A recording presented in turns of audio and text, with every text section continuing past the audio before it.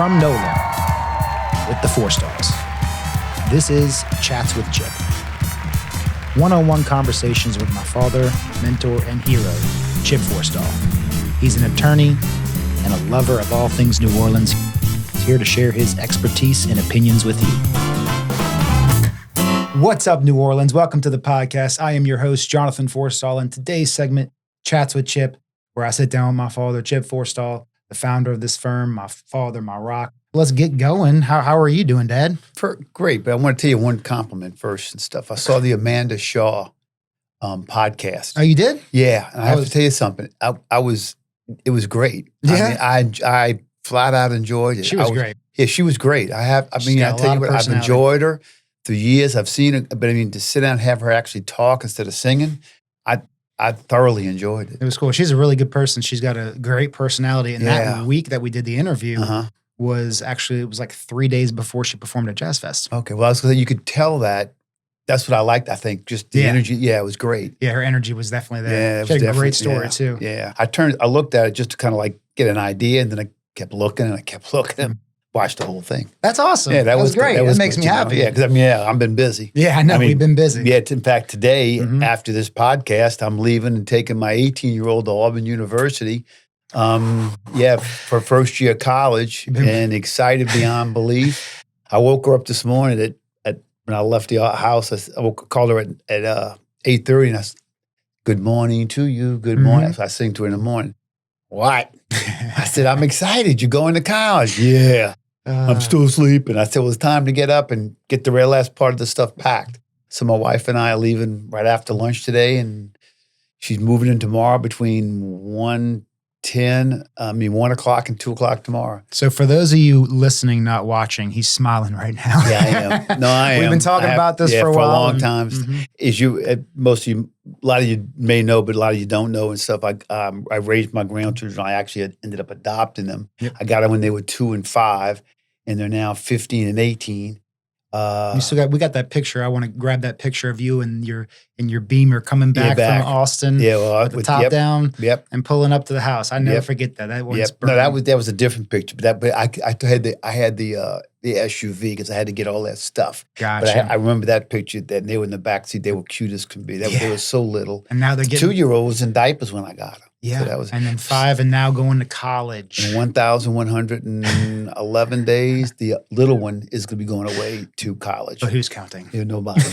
Yeah. But your kids started today. In fact, your wife sent me that picture with a little blackboard or something about what they love. Little grade. I think that was fantastic. Yeah. It's so beautiful. Well, and the little one started, so Alex started kindergarten. Yeah. So now she's out of her smock and into her jumper. I saw. I didn't realize it. And then when she came in, I was getting ready for the day, and she walked in with her little jumper on, and I almost caught a tear because I'm like, oh my gosh. Time's going by fast. Because when I remember when Avery got into that smock, and then now it's just time's flying. And I thought was great was Avery said she wants to be an actress. And Alex wants to be a doctor. I'm like, oh, okay. And I think they got that flipped.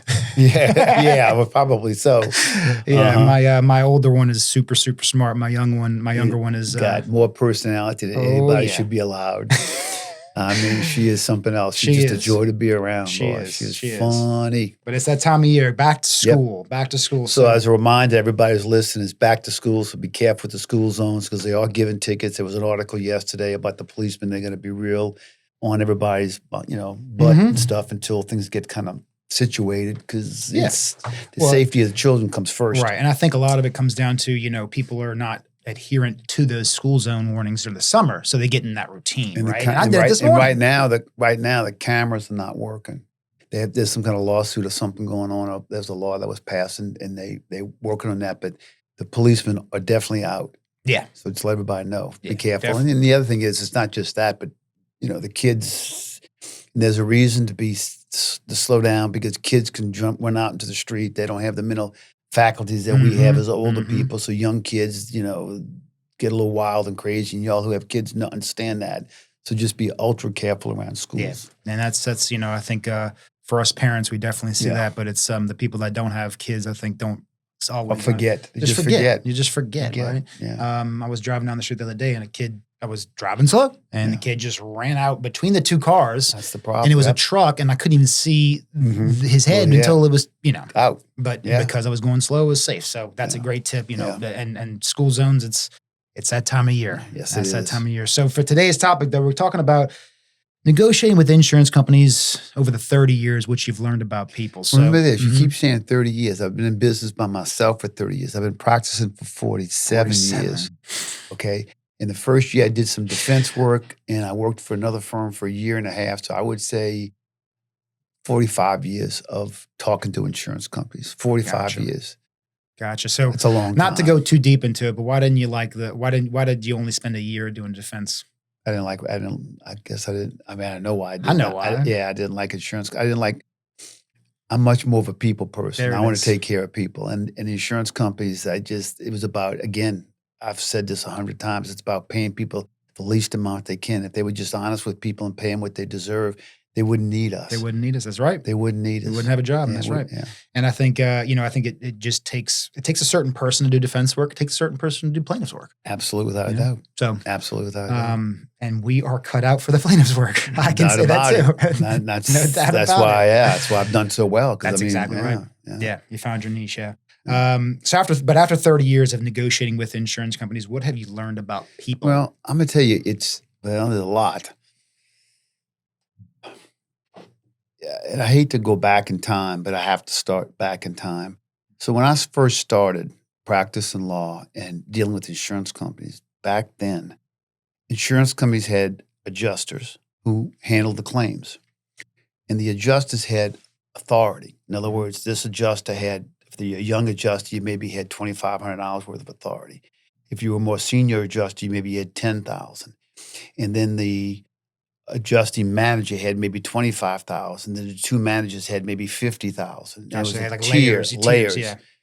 So the local office, I think at the time, maybe had authority up to $100,000, but the manager would have to agree, they'd have a meeting and stuff. And I remember that because I'm always interested in learning and stuff, and I would, Well, so back in the day, and I've always done a fairly decent volume business, so I had a lot of claims. And back then, there really wasn't as many insurance companies as they have now. They were the big boys. There was Allstate, State Farm, USAA, but USAA has grown greatly. Same thing for Geico. They had Geico, but they weren't nearly as big as they are now. Geico, Farmers, and then they have all the little insurance companies. They didn't have those back in the beginning. They just didn't. Oh, I didn't know that. Okay. So yeah, they didn't. They just didn't. I mean, now there are lots of them. There's popping up, because it's a lot of money to be made. Sure. But back in those days, you would have a relationship with an adjuster. You'd call them up because they'd have claims, and they'd be the same adjusters.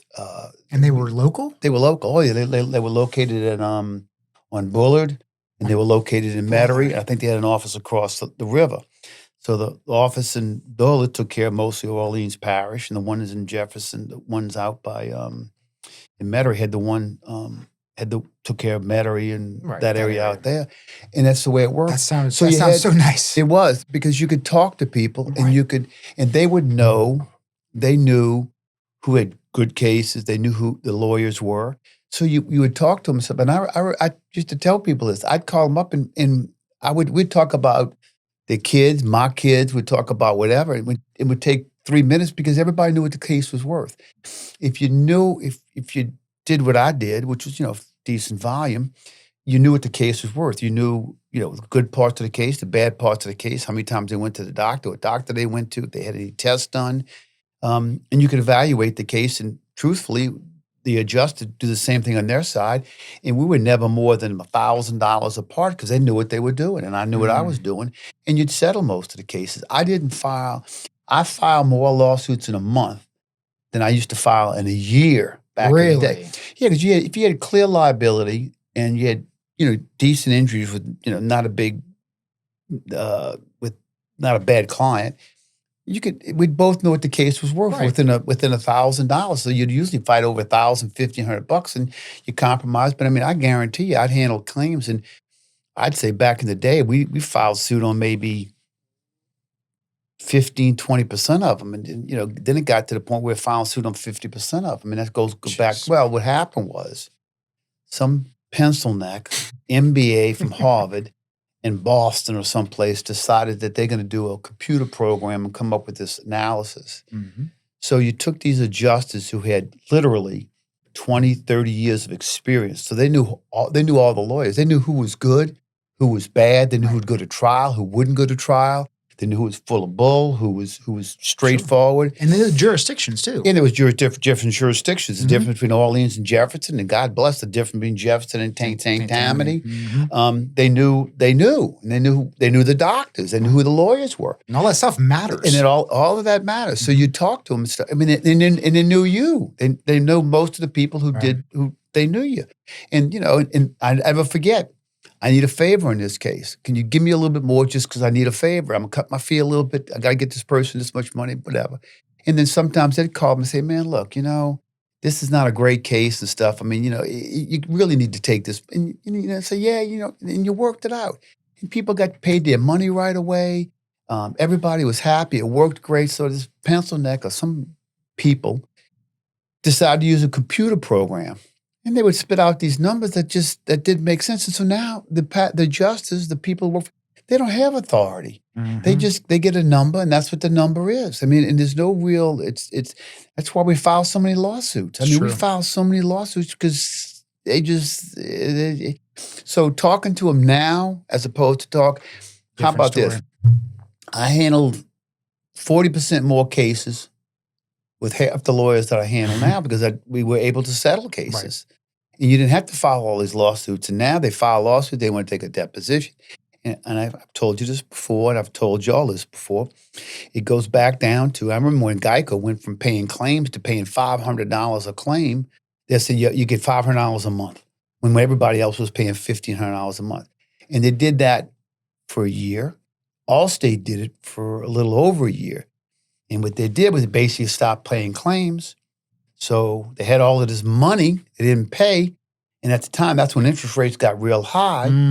So they were making all of this money on their money. Mm-hmm. And then at the end, they started paying. The other thing was, in the old days, they didn't have in-house counsel.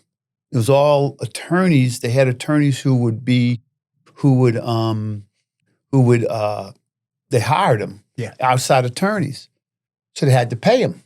So I'd get a case with an attorney. We didn't agree upon something. The attorney would get it. I'd know them all. We'd talk about the case. They'd send some interrogatories. We'd talk about the case a little bit, and we'd settle the case. Now, the case with liability issues, that's a different story. Right. We're talking about just straight, clear liability. Right. They went to the doctor within a week after the accident.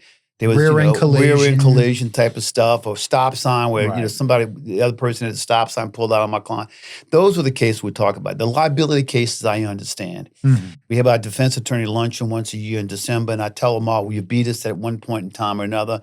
And I understand that because we had a case that turned out not as good as we thought it was because they had a witness or something, a client was lying about something or whatever. It happens. It happens. Mm-hmm. It just does. It's a numbers game. It happens. Part of the business. So I understand all that. But back in the day, you were able to settle cases with the attorneys. So most cases didn't go to trial. Well, Allstate and Geico and a couple of the other ones and stuff stopped paying, and you file a lawsuit. And I remember there was almost about a year period of time I didn't settle any cases with Allstate. Mm-hmm. And then what happened was all of a sudden they had all these lawsuits, and the lawsuits started to come to fruition. We started trying the cases, and so instead of getting $1,500 a month, we're getting $3,000 a month. And all of a sudden, now the money went up, and they shot them themselves in the foot. I mean, if they would have come. Well, I'm thinking it seemed like it made sense before, and they're trying to. They were trying. Well, but now again. Money, but yeah. Well, how about this? So why are they whole? Why do that? Well, I'm gonna tell you. Give me the why. Well, the why is because they're making more money on their insurance premiums and stuff. I'm just going to tell you right now, it's funny, we were talking today, and you said, what we're going to talk about today. And you told me some stuff, and I just came out, I got this August 9th. Percentage of auto insurance liability medical claims closed without paying by insurance company group from 2016 to 2025. Liberty Mutual went from 29% in 2016 to 54%. Not paying claims. Not paying claims. State Farm went from 26 to 47. Holy cow. Farmers went from 19 to 39. Progressive went from 35 to 46. Okay. Allstate went from 46 to 54. The point is that they're paying less claims. Geico, and I got to tell you something, I have Geico insurance, 35 to 37. They didn't change much. They still pay. I get better news. So when you say, well, hold on, when you say don't pay, that means they didn't pay. They didn't pay claims. They didn't pay on the claims. And what do they keep telling us? Oh, the rates are going up. The rates, everything's horrible. Let's raise the rates. Right, because it's the attorney's fault. Let me explain something to you. Can you see this? Allstate's net income for the second quarter jumps 56%. They cheating you. They lying to you. The politicians are all in the back pocket. I know I get all started again, but I'm telling you, they're making a ton of money, and they keep raising the rates. If they're making all of this money and you're not paying the claims, how come the rates haven't gone down? They're not going to. 45 years I've been doing this kind of work. The rates never go down. They went down last year because of all the laws they passed. They went down 5% because there was such pressure. But guess what? Next year they're going to go back up and stuff. They're paying less. They paying on less claims. They're making all of these profits and stuff, and they're still raising rates, and they're telling everybody that we're the bad guys. Come on. Exactly. We're not the bad guys. We represent the people. I represent you. I don't represent the insurance company. They cheating you. The politicians are cheating you. They don't care about you. I don't care what comes out of their mouth. They vote for the insurance companies. Mm-hmm. They do it all the time, and they say, we're the bad guys. We represent you. We do not represent the insurance company. The politicians are representing the insurance company. Call them up and tell them, why are my rates still high when they're not paying claims and they're getting all these profits? Why? Why haven't they reduced the rates? And see what they have to say. It doesn't make sense. Makes no sense whatsoever. But anyway, but going back to the claims. So back in the day, they made a lot of money back in the day. Mm-hmm. So what happens now is, let me tell you what else happens. Because you don't have that relationship with the justice, and they take it or leave it. So now what happens, you file lawsuits. And then what happens is it goes to a jury, and the juries don't like insurance companies because after Katrina, they didn't pay anybody, and all of a sudden it's like, okay, wait, we paid our premium for 30 years. We finally made a claim, and they're trying to cheat us? Hmm? So what's happening is you're getting these big judgments where before $1 million judgment was like, oh my God, that's like, oh my God. Now it's $1 million judgment, it's nothing and stuff. So they actually shot themselves in the foot. And they're putting these cases to the juries, and the juries do not like insurance companies. And they start to understand, because this information is getting out there, and their rates keep going up, and they're saying, what's going on? And it goes back down to the same thing we talked about on another podcast about the cars. The cars are a lot safer. Sure. Mm-hmm. But they still don't pay claims. I mean, they just don't pay the claims. But it goes back down to the original question was, you had a relationship with the adjuster. You could talk to them, and you get the claim settled. And again, it was nice for our clients because then they get paid their money right away, and they were able to go on with their life. Right. And it made sense. It made sense. And now that $1,500 a month has gone way up. And I think it's a result of what you're talking about. It is a result because what happens is the juries are giving judges give them more money. They give them more money. Right. And what happens is, so now it costs more for the claims. Costs more for the claims. So they shot themselves in the foot. Instead of having somebody who could talk to somebody, you got somebody who goes, my company says I have to pay $500 or $1,000 and stuff. That's all I can do. I can't do any more than that. You do realize this is Orleans Parish. It's a rear-end collision, and my client went to the doctor for 4 months. That's all the authority I have. Okay. Yeah, I know sometimes when I'm talking to, I won't mention some insurance companies, but I feel like I'm talking to a computer because they're like reading a script and they're being told what to say and like what numbers. I'll tell you they don't really have the I'll tell you what's even worse. I got buddies of mine who are insurance defense lawyers who are friends of mine, who are good guys. I mean, I love them. In fact, if I got insurance questions, I'll call them up and ask them the question. Good lawyers. Yeah. Good lawyers. Not great lawyers. Great lawyers, yeah. Okay. They won't listen to them. I'm like, really? Really? You're not going to listen to your guy who's got 40 years of experience, who actually has one guy I know who I won't tell you his last name. His name Pete. He knows more about this stuff than anybody else that I know. He's an incredible attorney. They don't listen to him. And I'm like, he tries more cases than any other lawyer that I know. You just scratch your head like, why? It's a numbers game. It's a numbers game. It's a numbers game. Some computer program came out and figured out to do this, and they get hit every now and then. But in the end of the game, they make money on it. They still go up. They go make money, and then they get also. And when they do get hit, they look at look at how bad these guys are. They got $2 million on a case that should only be for $700. Well, you stupid ass! You tried the case and stuff, and you took your chance. So guess what? You lost. Right. They do win. Don't get me wrong. They do win. Sure. They do win. They do win. Look, they do win. Every attorney that has kind of the volume like what we have is, or the clients. At some point. At some point in time, because the client lies about something stupid, or there's a witness they didn't tell us about, or I had a case where a client had the exact same injury from another accident, didn't tell us about the other accident, and stuff like that happens. This is not on the topic of today, but I got to know, because I have some people that are friends of mine that come to me and say, yeah, you're the reason why our insurance rates are so high. I'm like, you're drinking the Kool-Aid. You listen to what they're saying. Like, what should I say to them? Tell them, look at the numbers. Mm-hmm. I'll give you a copy of this. You can stick it in your car and you can show them. They're making all of this money. They're laughing at you all the way to the bank. If they would handle claims properly, they can most probably cut their cost by a third. But if they actually took, because most people, I've told you this before, is most people want to get their car fixed right away. You get somebody's car fixed and stuff, you make them happy. They're less inclined to even go to the doctor if you can take care of their car. They just really are. But then they're hurt, but they feel I'll get over it. But it goes back down to the original question. It's something that we've talked about so many times. Relationships. So you had relationships, and that was the whole deal back in the day. You had a good relationship.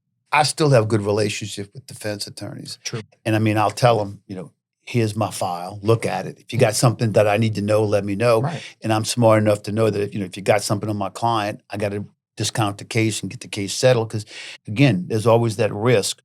I tell my clients all the time and stuff, I've got a lot of cases. This is your only case. If this is a problem in the case, and if you want to go to trial, that's fine, but you got a chance of losing.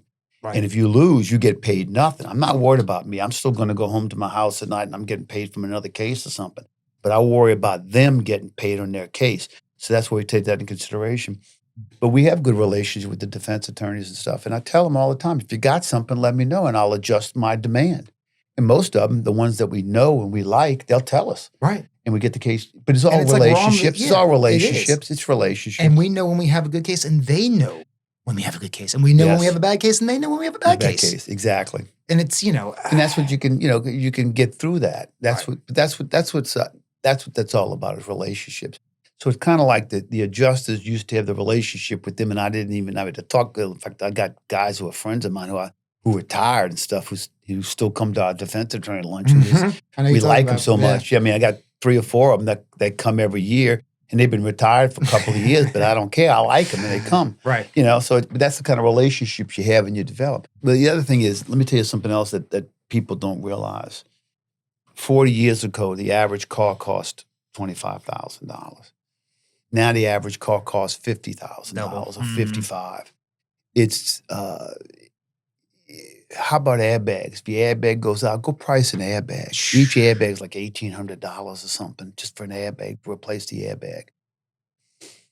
So part of the reason the rates go up is because the cars are so much more expensive and so much more sophisticated. So if something breaks on a car, it gets in a wreck and it breaks, it costs more money to fix. Especially with all the computer systems. So, they want to blame us. They want to blame us for personal injury. But most of my clients' claims most of them are not that big. 3 or 4 or 5 months soft tissue injury, which is not a lot of money. It's, I would say it's every 1 in 20 or 50 where there's a little bit of damage, and there's only 1 in every 100 that's like worth over $100,000. It's a bad accident. Right. So that's not really what's driving. I think what drives a lot of the rates to go up, besides greed, is the property damage on cars. Also, I think there was a good bit of floods and things that happened. Hail damage. Your car gets hit for hail. You got to replace it. They have total costs because they've got so much hail damage, and that's expensive. Floods, especially with the new cars. If you get a new car flood, your electronics with electronics, exactly. I know that a very close friend of mine got in a wreck with their Mercedes, and it wasn't that bad. Like it wasn't. You looked at him like, oh, that can be fixed. Wasn't fixable. It was a $50,000 car. but it wasn't fixable because the computer, it was a front end Yeah. damage, and there was a bunch of computer systems like sensors and stuff in the Right. front. So they totaled it. Yeah. A $50,000 car. It didn't look that bad. And Yeah. back then, what you're talking about, those $25,000, car. that would have been Yeah. fixed. So that's part of the problem with raising the rates. So when you're negotiating a case with let's say Some insurance companies are better. Oh, for And sure. let me tell you what else happens. It's something called the pendulum. They go over here and they don't pay claims, and then they realize they got to pay claims, and they go back over there. So, it depends upon where you are in the swing. And like right now, a lot of the insurance companies are paying. I see that. Okay, they see that they're paying without litigation. And again, we're talking about clean-cut cases. Right. You get a client now. Unfortunately, 84% of our business is old clients referrals. So the old clients come back in, and I mean, they, some of them got 3 or 4 cases and stuff. And that insurance companies look at that and they want to discount because they said this guy's always in wreckable. He drives for a living. It's not his fault. Right. I mean, every accident he's been in was It's never his rear-end fault. collision or whatever. or something that. How do you? Yeah. Yeah. So, so that's part of that deal. That's part of that deal. Okay. Yeah. So when you're talking with a defense attorney, how quickly can you tell what kind of person you're dealing with on the other side? The ones are all. Now remember this. Back in the day, 30 years ago, I knew everybody. Right. Because I was settling cases and I was going to. I was. But maybe handling, somebody that you didn't deal with as much. I guess what I would do is I'd say, okay, Joe, I got a rear end collision. It's 4 months soft tissue injury in Orleans Parish. It's this judge. And I both know how much he gives. Why can't we settle a case for that much money? Well, I got to do this and I got to do that. And, I can't even tell you because y'all deal with that now. But I know this. Y'all use email all the time instead of picking up the phone. That's one of my pet peeves is pick up the phone and talk to people. But these young attorneys want to use email, and it just drives me crazy because you got to talk to people. I like picking up the phone too. I think you told me I tell you that. what, there are attorneys, defense attorneys who have the reputation for being extremely difficult to deal with. Sure. We all know who they are. They don't get invited to the defense attorney luncheon in December. True. And there was a couple of them that I would tell them, you know what? I can't deal with you. You're such an ass. From now on, everything we're going to deal with is going to be in writing. Drove them nuts. Because we can talk. I said, nope, I'm not talking to you. I said, you're crazy. You're unreasonable. I mean, I'm not getting myself aggravated. Drove them nuts. Okay, drove them nuts. And then some lawyers, and there was one who was at a big firm who everybody did not like, and he was a bully, a little bit of a bully. But I stood up to him and stuff. We actually became really good friends. I think I know. He was an older guy. Yeah, he was an older guy, and I stood up to him and stuff, and I actually asked him, I said, why do you have to be such an ass? I said, we're in this business long term. I said, we're going to see each other all the time. He started laughing, and we became friends. In fact, he retired, and I'd still call him because he was smart. Older fella. I mean, he had to be 10 years older than me at least. Smart guy. And I'd call him up. He's still a curmudgeon, but I'd call him up when I had a problem, a question and stuff. And I remember this too. The story one time is I had the insurance company dead to rights. And I was going to zap him on something just because. Called up. He says, man, look, we got a lot of claims together. You really want to take this cheap shot? I said, I really do. He goes, you don't want to do that. He goes, then in the future and stuff, they could take a cheap. I said, you know what? You're right. It's integrity. So, we had that relationship. Gotcha. Do you think y'all got closer because you called them out? Oh yeah. You stood up to There's them? no doubt about it. There's no question about it. Because I didn't let him bully me. I mean, I made fun of him sometimes. I like that. You get up in the morning, you yell at your wife. You ask to your kids. I would play with them like that. Right. Yeah. But again, go soften it up a little bit. Relationship. Yeah. That's all we talk about. Everything's relationship. Well, I think, look, the defense attorneys today, you got the other issue you have with insurance companies and defense attorneys is the guys who get paid by the hour. Very true. We know the firms. Yep. And a lot of them, not all of them, a lot of them have a reputation of not wanting to settle a case right before trial so they can bill out. Yes, the more make their money. Billable hours. I understand it. I don't like it, but I understand because our fee is a third no matter if it's settled today or you settle today or settle the day before trial. Our fee is still the same. Right. So obviously we'd like to settle it for 2 reasons. I want to get my client their money because that's the most important thing. And then number two is you don't get the case moved along. I mean, it's, Yeah. Yeah. Let's keep it moving. Right. Keep ABC. it moving. That's what right. So, I mean, you're talking about a little bit about, it sounds like there's, negotiating claim is not always just the facts of the case, but it's psychology, and how much of that is, I mean, I guess talk a little bit about the understanding of psychology, of. Well, I'm going to give you all my secrets and stuff. I'm giving all secrets, but Yeah, I mean, it's again, getting along with people. What I like to do is, I like to say, okay, tell me what's wrong with my case. Mm-hmm. Again, get them to tell you what's wrong with your case. And then usually I have an answer for everything. I said, okay, this answer. So you're just kind of about $500. Now what? I said, you're still out there. You're still not in the range. And I remember breaking it down one time. I had a decent sized case and I broke everything down individually. I said, this is a reasonable amount. You can't argue with this too much. Blah, blah. And we went through his medical bills. The medical bills are the medical bills. The lost income's the lost income. I said, you can't get around that. This is what it is. We had proof, et cetera. The medical bills are this much. Then we talked about, put numbers for pain and suffering up, high, low. This is the medium. When you go at the bottom, you add it all up. It's a big number. But when I gave him the number, the original number was a big number. Like, Right. So that's psychology. You got to break it down. So everybody's got their little techniques that they can use. And again, my favorite is just to say, okay, tell me what's wrong with my case. Right. And I also think like when you're presenting those facts, it's always important to know like who's on the other side and how they might take that information or the delivery better, and how much right? control they have over the case. Sure. How much, if it's a young attorney, they really don't have a lot of input. Right. Okay. They got some senior partner that's watching over them. And the insurance company not listen to them like to listen to the guy that I was telling you about as my friend who, I truly believe he tries more cases than any other lawyer in the city just about. And I can't believe they don't listen to him. I would listen to him. He'll tell you. Oh, I think he has before. Yeah, he has. He says, look, that's what I want to do, but they don't want to do it. They want me to try it. Yeah. Yeah. So, but anyway, so that's, and again, why? Bill, why don't you want to pay me? What do you know that I don't know? Right. Why is this a bad case? Tell me why it's a bad case. If you got something, tell me, and I'll come off my number. But if you can't tell me that, we're in Orleans Parish. It's a rear-end collision. My client's got a ruptured disc in the neck, and he has no prior MRIs. What do you have? Right. You got a video of him at Mardi Gras getting on the ladder, holding somebody on his shoulders. If you don't have that, we all know what it's worth. This is the range. Let's negotiate in the range. Well, that's some wisdom speak right there. I appreciate you, not giving the secret sauce to everything, but giving some insights. Do that. Well, look, I'll be honest. I think a lot of it comes down to our personality and, and our ability to talk to people, which I've learned from you. Let me tell you something. They're all plaintiffs' attorneys who are serious a-holes, okay, who nobody wants to deal with and stuff. And they just, they won't pay them because they just jerks. I mean, and there's no need to be personal about it. That's what I tell people all the time. Look, it's a business. Well, thank you for sharing all that.